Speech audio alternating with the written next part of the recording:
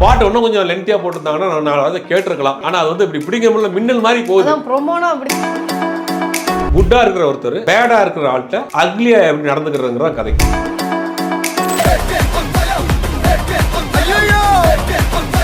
ஒரு எந்த ஈகோவும் இல்லாம, அவங்களுக்குள்ள ஒரு போட்டி இல்லாம, ஒரு கிவ் அண்ட் டேக் பாலிசி அப்படிங்கிற ஒரு விஷயம் வந்து உண்மையிலேயே ஆரோக்கியமான விஷயம். நல்ல படைப்புகள் அப்படிதான் நாளைக்கு ரிலீஸ் ஆகணும் அப்படிங்கிற ஒரு ஆர்வத்தை இது கிளப்பி விட்டுருக்கு. குட் பை டக்லியை பொறுத்த வரைக்கும் படம் ஆரம்பிச்சதுல இருந்து ஒவ்வொரு நாளும் ஒரு பாசிட்டிவான ஒரு வைப்ஸ் போயிட்டே இருக்கு. ரெட் டிராகன்ல நிறைய பேருடைய ஹேஷ்டேக்காக ஆகி போச்சு. இன்னைக்கு தமிழ்நாட்டில் மட்டும் 1150 ஸ்கிரீனுக்கு மேலே பண்ணுறாங்க. இது வரைக்கும் எந்த படமும் அந்த மாதிரி ரிலீஸ் பண்ணல. தமிழ் படங்கள் வித்த பிசினஸ்லயே மிகப்பெரிய அளவில் ஓடிடி இந்த படம் வந்து பிசினஸ் ஆயிருக்கு. அதை காட்டில ஓவர்சீஸ்ல யூஎஸ்ல மட்டும் ஒரே நாள்ல 12 லட்சம் ரூபாய்க்கு டிக்கெட் வித்து.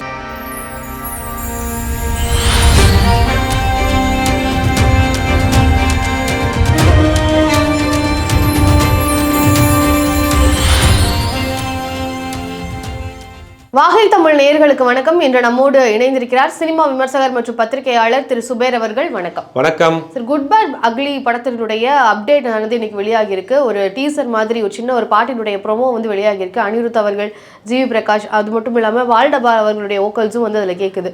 ஸோ இந்த ஒரு விஷயத்தை பத்தி உங்களுடைய பார்வை என்ன, எப்படி இருக்கு? குட் பை அக்லி நாளுக்கு நாள் இந்த படத்தை பத்தி அப்படியே ஒரு ஹைப் ஏறிட்டே போகுது. இப்படி ராக்கெட் அப்படி விண்ணில் பாயிற மாதிரி அவ்வளோ ஸ்பீடாக அந்த படத்தினுடைய அப்டேட் போகுது. அப்டேட்டுக்கு அப்டேட் ரசிகர்களை திக்குமுக்காட வைத்துருக்காங்க. அடுத்த மாதம் 10ஆம் தேதி படம் ரிலீஸ் ஆக போகுது. ரிலீஸ் ஆகிறதுக்கு முன்னாடியே ஒரு ஹைப்பை ஏற்றிக்கிட்டே இருக்காங்க. ஆல்ரெடி வந்து போஸ்டர்ஸ் வந்துச்சு, ஆல்ரெடி ஒரு அப்டேட் வந்துச்சு. இன்றைக்கி பார்த்தா திடீர்னு ஒரு அப்டேட் வந்து கொடுத்துருக்காங்க. அப்டேட் வரப்போது ஒரு சிங்கிள் ஒன்று நாளைக்கு வருது. அதுக்கு ஒரு கிளிப் மாதிரி ஒன்று போட்டிருக்காங்க. அந்த சாங் யாருன்னா நம்ம வால்டப்பா எழுதிப்பாருன்னு நினைக்கிறேன். அனிருத் பாடியிருக்கிறார். காட் பிளஸ் யூ அப்படின்னு ரெடியா மாமே அப்படிங்கிற மாதிரி ஒரு சாங் போட்டிருக்காங்க. அந்த சாங் கேட்குறப்பே தெரியுது ஒரு ஒரு ஒரு குத்தாட்டமான ஒரு சாங்காக இருக்குது அப்படின்னு. பார்க்குறப்ப ஒன்றும் எப்படா அது நாளைக்கு ரிலீஸ் ஆகணும் அப்படிங்கிற ஒரு ஆர்வத்தை இது கிளப்பி விட்டுருக்கு. குட் பை டக்லியை பொறுத்த வரைக்கும் படம் ஆரம்பித்ததுலேருந்து ஒவ்வொரு நாளும் ஒரு பாசிட்டிவான ஒரு வைப்ஸ் போயிட்டே இருக்குது. பார்த்தீங்கன்னா முதல்ல வந்து சிங்கிளாக இருக்கட்டும், அதுக்கு வந்து அப்டேட்டாக இருக்கட்டும், அதுக்கு ஆதிக்கு வாய்ஸில் பண்ண விஷயமா இருக்கட்டும், அப்புறம் ஆதிக்கு போய் தேட்டரில் அந்த டீசர் ரிலீஸ் பண்ண விஷயமா இருக்கட்டும், படத்தில் வந்து ரெட் டிராகன்னா இருக்கட்டும். ரெட் டிராகன்ல நிறைய பேருடைய ஹேஷ்டேக்காக ஆகி போச்சு இன்னைக்கு. அந்த மாதிரி படத்துக்கு நாளுக்கு நாள் அதிகமாக போயிட்டு இருக்கு. இப்போ திடீர்னு பார்த்தா இந்த ஒரு செய்தி வந்திருக்கு. படம் வந்து ஒரு பெரிய அளவில் இந்த படத்தை வந்து ரிலீஸ் பண்ணுறதுக்கு தயார் பண்ணியிருக்காங்க. கிட்டத்தட்ட தமிழ் சினிமாவிலே அதிகமான ஸ்கிரீனிங் பண்ணக்கூடிய ஒரு படம், முதல் தமிழ் படம் தான். 1150 ஸ்கிரீனுக்கு மேலே இந்த படம் ரிலீஸ் பண்ணுறாங்க. தமிழகத்தில் மட்டுமே, தமிழ்நாட்டில் மட்டும் 1150 ஸ்கிரீனுக்கு மேலே பண்ணுறாங்க. இது வரைக்கும் எந்த படமும் அந்த மாதிரி ரிலீஸ் பண்ணல. பல சாதனைகளை இந்த படம் குட் பை டக்லி நடிச்சு முடிச்சிட்டு இருக்கு. ஓடிடி இது வரைக்கும் தமிழ் படங்கள் வித்த பிஸ்னஸ்லேயே மிகப்பெரிய அளவில் ஓடிடி இந்த படம் வந்து பிஸ்னஸ் ஆகிருக்கு. அதை காட்டில ஓவர்சீஸில் யூஎஸ்ல மட்டும் ஒரே நாளில் 12 லட்சம் ரூபாய்க்கு டிக்கெட் வித்துருக்கு. ஒரே ஒரு நாட்டில் மட்டும், யூஎஸ்ல மட்டும் ஒரு நாள் ஓவர்சீஸில் வந்து டிக்கெட் வந்து 12 லட்சம் ரூபாய்க்கு வந்து தீர்ந்துருக்கு. படம் அங்கே வந்து ரிலீஸ் ஆகிறதுக்கு ப்ரீ புக்கிங். நான் சொல்றதுலாம் ப்ரீ புக்கிங், ஒன்றும் படம் ரிலீஸ் ஆகல. படம் ரிலீஸ் ஆகிறதுக்கு ப்ரீ புக்கிங்லேயே இந்த பெரிய வரலாற்று சாதனைகளை பண்ணிட்டு இருக்காங்க. அஜித்தை பொறுத்த வரைக்கும் இந்த படம் வந்து அஜித் ரசிகர்களுக்கு ஒரு பெரும் தீனியாக இந்த படம் அமையும். ஏன்னா என்னென்ன அவங்க எதிர்பார்த்தாங்களோ அது எல்லாமே இந்த படத்தில் இருக்குது. ஆதிக்கை பொறுத்த வரைக்கும் பார்த்தா அவரும் வந்து படத்தில் வந்து ஒரு ஒரு ரசிகராக தான் படத்தில் ட்ராவல் பண்ணுறாருன்னு நினைக்கிறேன். அந்த மாதிரி ஒரு மிகப்பெரிய ஒரு எதிர்பார்ப்புக்குள்ள படம். இன்னைக்கு வந்திருக்கக்கூடிய இந்த அப்டேட்டுக்கு ஒரு அப்டேட்டு அப்படிங்கிற ஒரு விஷயம் வந்து புதுசாக இருக்குது. அது அனிருத் உள்ள வந்திருக்கிறாருங்கிறது தான் இப்போ நமக்கு ஒரு பெரிய ஆச்சரியமான விஷயம். சார், இந்த காலத்தில் 2K ஜென்ரேஷனுடைய ஒரு ரேப்பராக இருக்கக்கூடிய பால்டபா அவர்களும் வந்து இதில் வந்து இணைஞ்சிருக்கிறாரு.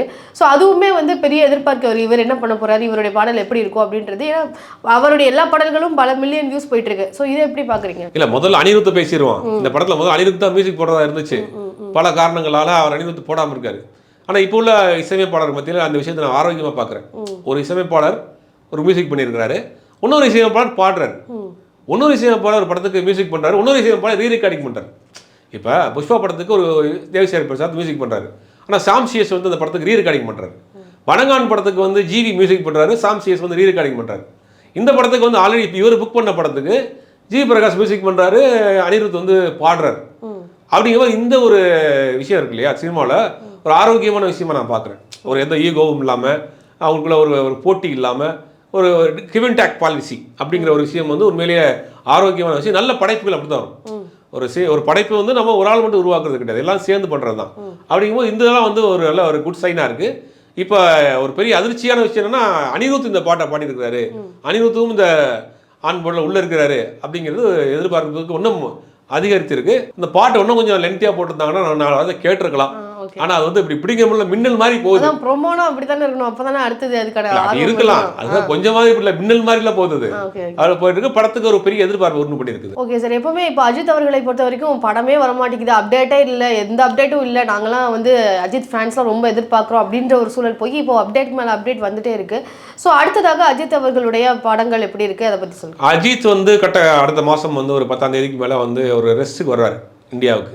அப்போ அந்த அடுத்த படத்தினுடைய இயக்குனரை வந்து அவர் அனௌன்ஸ் பண்ணுறாரு. 2 பேர் அந்த லிஸ்ட்டில் இருக்கிறாங்க. ஒன்று வந்து விஷ்ணுவர்தன், இன்னொருத்தர் வந்து ஆதிக் ரவிச்சந்திரனை மீண்டும் பண்ணுவதற்கு அதிக வாய்ப்புகள் இருக்குது. இந்த 2 பேரில் ஒருத்தரை வந்து அடுத்த மாதம் குட் பை லக்டி முடிஞ்ச படம் ரிலீஸ் ஆன சூட்டோட சூடாக அடுத்த படத்தினுடைய அப்டேட் கண்டிப்பாக இருக்கும். அஜித்தை பொறுத்த வரைக்கும் ஒரு படம் முடிச்ச உடனே அடுத்த படம் சொல்வார். அதே மாதிரி இந்த படம் முடிஞ்ச உடனே படம் ரிலீஸ் ஆனதுக்கு பிறகு அதுக்கு பிறகு ஒரு வாரத்தில் அடுத்த படத்தினுடைய இயக்குனர் யாருங்கிறத அவர் வந்து அனௌன்ஸ் பண்ணுவார். குட் பேட் அக்லி இந்த படத்தினுடைய அப்டேட்ஸ் வந்து ரசிகர்களை வந்து பெரிய உற்சாகத்தில் வந்து வச்சிருக்கு. இந்த படத்தினுடைய வேற என்ன சிறப்பு அம்சங்கள் இருக்கு அப்படின்றது? வேற சிறப்பு அம்சம்னா படம் வந்து அப்பா பையனுடைய கதை. அப்பாவும் பையன் 2 கேரக்டர் பண்ணுறாங்க. 2மே அப்பா ஒரு பெரிய டான், பையன் வந்து அதோட இன்னொரு குட்டி டான். படத்துக்குரிய குட் பேட் அக்லி இருக்கு இல்லையா, அந்த குட் பேட் அக்லி இருக்கக்கூடிய மீனிங் என்னன்னா, குட்டாக இருக்கிற ஒருத்தர் பேடாக இருக்கிற ஆள்கிட்ட அக்லியாக எப்படி நடந்துக்கிறதுங்கிற கதை. ஓகே, ரொம்ப சிம்பிள், ரொம்ப குழந்தைகளாக வேணும். ஒரு நல்ல மனிதன் தப்பான ஆள்கிட்ட எப்படி அக்லியாக வந்து நடந்துக்கிறணும், அந்த படத்தில் டைலாக் கூட வச்சிருப்பார். சில நேரங்களில் பேடாக இருக்கணும் அப்படின்னு பேசியிருப்பார் டைலாக். அதுதான் கதை. இந்த டைட்டிலை வந்து அஜித் தான் முதல்ல சொல்லியிருக்காரு. அதுக்கு பிறகு தான் கதையை ரெடி பண்ணியிருக்காங்க. குட் பேட் அக்லிங்கிற டைட்டிலை அஜித் சொல்லி அதற்கு பிறகு இந்த டைட்டிலுக்கு பிறகு தான் ஒரு கதையை அவுட்லைன் பண்ணியிருக்காங்க. ஒரு அப்பா பையன், அது ஒரு கேங்ஸ்டர், இவங்களுக்குள்ள நடக்கக்கூடிய ஒரு கதை. ஒரு படம் பார்க்குறப்ப ஒரு மிக பிரம்மாண்டமாக இருக்கும். அஜித்தை வந்து ஒரு வின்டேஜ் அஜித்தை நம்ம படத்தில் பார்க்க போகிறோம். தீனாவில் பார்த்த அஜித், மங்காத்தாவில் பார்த்த அஜித், அந்த மாதிரி அஜித்லாம் இந்த படத்தில் பார்க்க போகிறோம். ரசிகர்கள் மத்தியில் இந்த படத்துக்கு ஒரு எக்கச்சக்கமான ஒரு எதிர்பார்ப்பு இருக்குது. இது வரைக்கும் வந்து எனக்கு தெரிஞ்சு அஜித் படங்களில் இந்த படத்துக்கு ஒரு பெரிய எதிர்பார்ப்பு. என்னென்னா, இப்போ ரீரிலீஸ் படங்கள் பார்த்துட்டு இருக்காங்க. ரீரிலீஸ் படங்களில் பார்க்கக்கூடிய ஒரு மானசீகமான நடிகரை ஒரே படத்தில் காட்டுறாங்க. ஓகே, அப்படிங்கிறது ஒரு விஷயம். அதை எப்போ ஆதிக் வந்து இந்த படத்தில் பேஸ் பண்ணியிருக்காருன்னா, இந்த கார் ரேஸ் பண்ணார்ல அஜித், கார் ரேஸ் பண்ணுறதுக்கு உடம்பை வந்து வெயிட் லாஸ் பண்ணிட்டுருக்காரு. அப்போ வெயிட் லாஸ் பண்ணிவிட்டு ஒரு முறை பார்த்த பிறகு, சார் நீங்கள் வந்து பழைய ஸ்டைலில் இருக்கீங்க சார், பழைய தீனா மங்காத்தா மாதிரி இருக்கீங்க அப்படின்னு. அதற்கு பிறகு அதற்காகவே சில சீன்ஸ் எழுதப்பட்டு படம் ஷூட் பண்ணி இந்த படத்தில் வச்சிருக்காங்க. சார், இப்போ வந்து சமீபத்தில் அவருடைய படங்கள் வந்து கதை சார்ந்த படங்கள் எடுக்கும்பொழுது அவர் ஒரு மாஸ் ஹீரோவை பார்த்துட்டு ஒரு கதை சார்ந்த படத்தில் வந்து அவர் அடி வாங்குறதையோ இதெல்லாம் வந்து ரசிகர்கள் வந்து ஏற்றுக்க மாட்டாங்க அப்படின்ற விமர்சனம் வரும்பொழுது, இந்த படம் வந்து ரசிகர்களுக்கு ஏற்ற மாதிரி இருக்குமா, இல்லை கதை களத்துக்கு ஏற்ற மாதிரியான நடிப்பில் கொண்டு போயிருக்காங்களா, இது எப்படி இருக்கும்? இல்லை, இது முழுக்க அஜித் ரசிகர், நாடி நரம்பெல்லாம் ஊறி போன அஜித் ரசிகர்களுக்காக எடுக்கப்பட்ட படம். ஓகே, அவரே ஒரு மிகப்பெரிய தீவிரமான அஜித் ரசிகருங்கிறது பல முறை சொல்றாரு. தியேட்டர்லேயே அவரே கத்துறாரு, பாட்டில் அவரே கூட சேர்ந்து பாடுறாரு. அப்படிங்க அஜித் ரசிகர்களுடைய பல்ஸை புரிஞ்சு எடுக்கப்பட்ட படம். நீங்கள் தியேட்டருக்குள்ளே போகிறப்ப 2 மணி நேரம் ஜாலியாக அஜித் ரசிகர்கள் என்ஜாய் பண்ணி கொண்டாடிட்டு வரலாம். அந்த மாதிரியான ஒரு படம் தான் அந்த படம் தான் இது. Okay sir, good bad ugly படத்தை குறித்து பல அப்டேட்ஸ், அந்த அப்டேட்ஸ் குறித்து உங்களுடைய பார்வைகளை எங்கள்கிட்ட பதிவு பண்ணதுக்கு ரொம்ப நன்றி.